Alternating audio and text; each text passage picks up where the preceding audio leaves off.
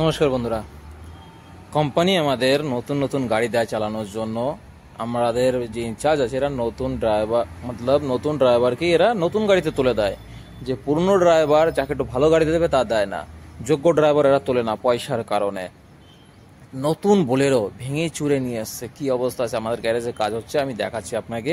ঠিক আছে, আমি যখন ড্রাইভারিং শিখি আমার 2 বছর হয়ে যায় তো আমাকে কেউ গাড়ি দিতে চায় না, নতুন হাত হাত পূর্ণ হবে তারপরে গাড়ি দেবো।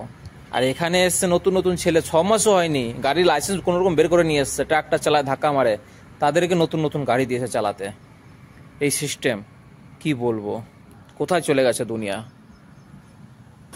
একদম নতুন বোলেরো কি সর্বনাশ করেছে একটু দেখুন, আমি দেখাচ্ছি আপনাকে। নতুন বোলেরো দেখেছো কি অবস্থা হয়েছে।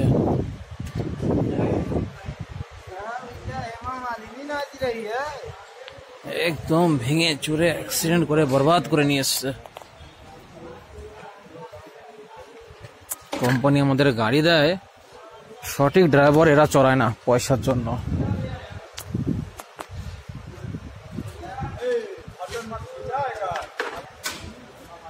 কি অবস্থা বরবাদ করে।